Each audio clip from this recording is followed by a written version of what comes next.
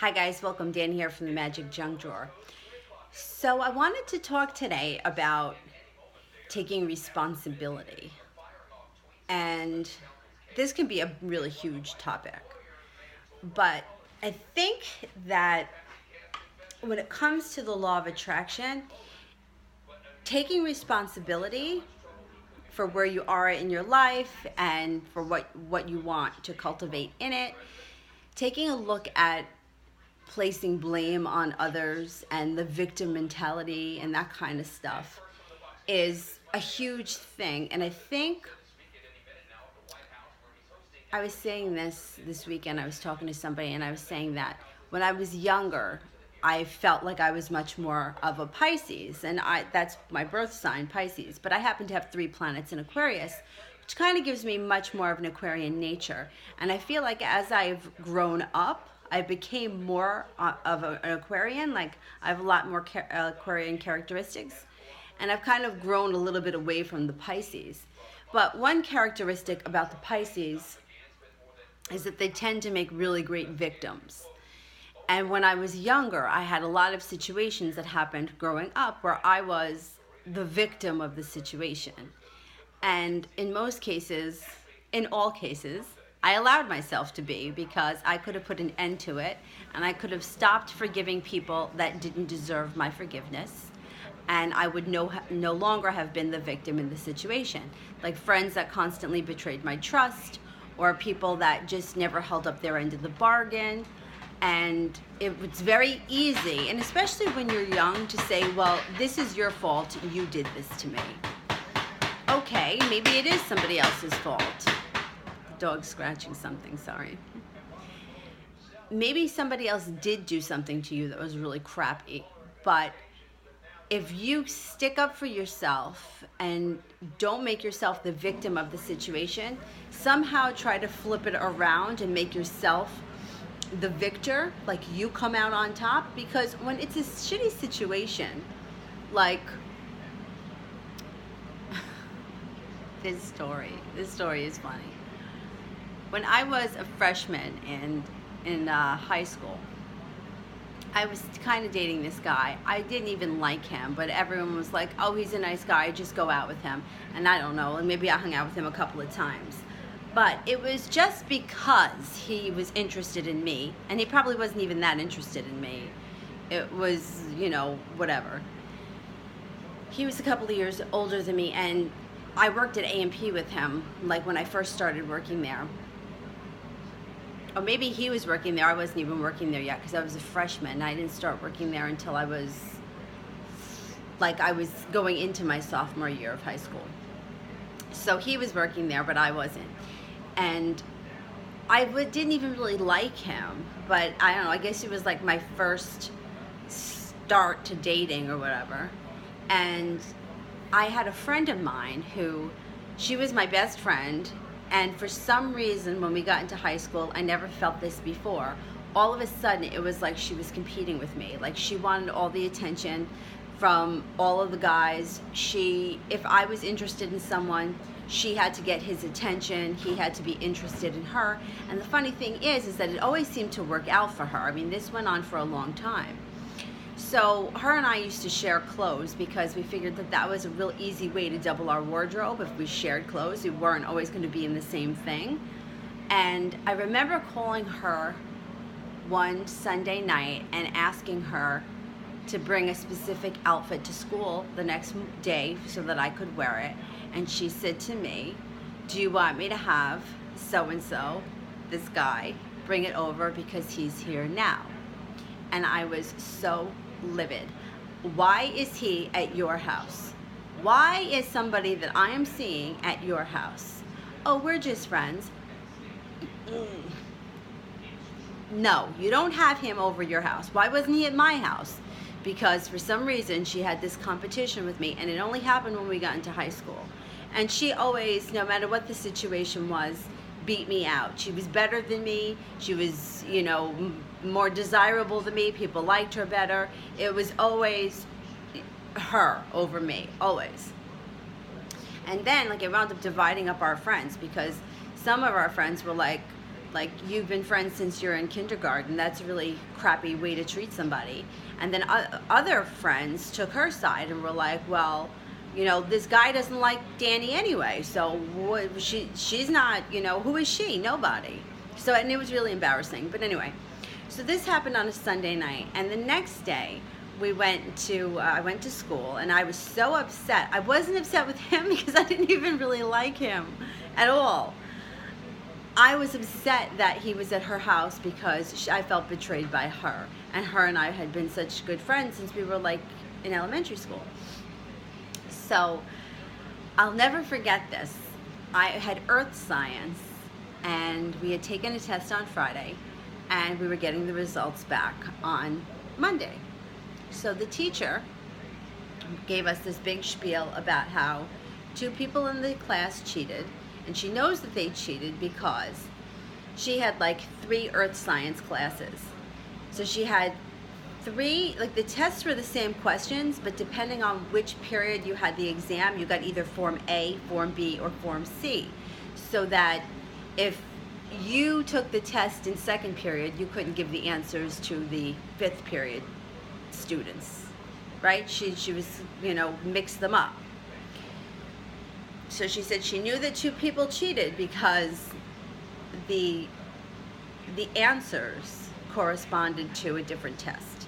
And it would have been, like, there was no way that coincidentally you would answer the wrong questions wrong that way. You know what I mean? So I remember sitting there and thinking, and she was really reading us the riot act. She was, this is going to go on your permanent record, and I'm going to call your parents, and you're going to have detention, and you know, they're going to see this when you try to get into college, and on and on and on. And I was sitting there not thinking anything of it because I knew I didn't cheat on the test. And let me tell you something. There were math tests that needed to be cheated on because I couldn't add letters and what these X equals. Listen, it took me and my one friend, both of our brains, to halfway make it through Math 101 in college. I mean, we were lucky that the 2 of us were able to pull off a C together. So I'm not saying that I was perfect, but I did not cheat on this earth science test. I mean, I'm a crystal person here. I know all about rocks. I didn't need to cheat in earth science. So when the test came back, sure enough, mine came back that I had gotten like a 38 or a 42 or something like that, and I didn't cheat on the test. It was me and this one other girl. I mean, I can remember to this day. And both of us were like, well, we didn't cheat on the test. And she would not believe us. And I started to cry so hysterically, not because she just triggered in me, like, why I was upset because of what happened the night before. And then this just pulled it out. And then I couldn't stop crying. And I just sat in class hysterical. And she wouldn't believe me that I did not cheat on this test. So now, I don't know how long the classes are, 40 minutes. X amount of minutes into class, we start going over the test, and she calls on someone to read the first question, and sure enough, the person that reads the question, none of us have the same test. We're like, what question are you reading? That's not question number 1. So sure enough, the teacher mixed 2 Form Bs in with the Form Cs or whatever it is that she did because she thought she was so smart, and 2 of us took the wrong test. But the damage had been done already. I was already crying in front of the class like an asshole for 10 minutes. I was begging this woman and pleading with her that I didn't cheat on the test. The other girl wasn't that upset over it. I don't know why. Probably because she was just like, she knew she didn't cheat, and I don't know. I don't know. But I was like, you couldn't even calm me down. And it was because of what happened the night before. But anyway, this all came out, and I felt like a huge victim. Now, you can apologize to me, and the teacher did, and you can, profusely apologize to me, but it still isn't going to take away the embarrassment that I felt crying like that in front of the class because you gave me the wrong test and I took the wrong test. I didn't cheat. I told you I didn't cheat and you didn't believe me. And it's these kind of situations that instead of always feeling like you did this to me, and this was a clear situation where the teacher was totally wrong, and I was so horrified at the whole situation,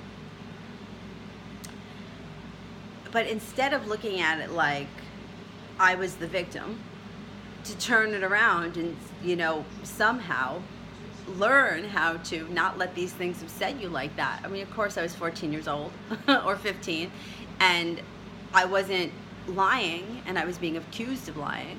I don't know that teachers would get away with that these days, but back then they got away with things like this. And I remember that after that, I was very, very cautious as to whenever, I always thought that it's going to be me. They're going to think I did it. And I didn't do it. So I always was ready with that victim kind of mentality. Like, you did this to me, or this is your fault. How dare you embarrass me in front of the class like this, but not having the guts to say that. And of course, not having the guts to stick up for myself. And even after this whole mess happened, she let me go to the bathroom. I wanted to bring my one friend who was sitting next to me with me, and she wouldn't let me. That teacher should have let me do whatever I wanted after she pulled that stunt, and not listen to me when I said I didn't cheat. So changing that whole victim mentality into somehow making it a situation where bite your cheeks, swallow it down, because you can't, they can't prove that you did something that you didn't do. Sooner or later, the truth has to come out, and you have to be victorious if somebody does something to you. But not holding on to that victim mentality and taking it to heart and making it such an embarrassing situation, because I don't know if anyone else will remember it, but it's something that's stuck in my memory for all these years, that just being horrified that I was crying like that. And anyone that knows me in high school, I was a rock star. So this was like totally ruining my life, crying like that. I played the guitar. I thought I was going to be in a heavy metal band when I grew up. So this like ruined, like my whole thing was like, now you made me a victim and I'm supposed to be a badass. Yeah, I know I'm 14, but so taking these situations when they pop up and somehow making yourself victorious rather than making yourself the victim of the situation and being embarrassed by it. Because if anybody should be embarrassed, it should be a grown woman that is not listening to somebody. Aren't you innocent until you're proven guilty? And I didn't cheat on the test, and neither did my friend. And it was awful. But anyway, so take notice in your life, situations where you find yourself saying, you did this to me, this is your fault. Or maybe not even that you did this to me, but you did this to us, or you did this to him, or whatever, like blaming somebody else, rather than taking the responsibility for the situation and turning it into a situation where you come out as the victor. Because when you're doing the right thing and you're on the right path and you're true to yourself, nobody can take that away from you, because you know that you're right. You can't be, you have to become victorious. And think of it that way, because other situations that will come up in your lives where you become the victim of the situation, and we don't need that. We need to be the victors. We need to come out on top, not on the bottom. All right, if you like what we're doing here with the Magic Junk Drawer, don't forget to like and subscribe, and we'll see you soon. Thanks for watching. Bye.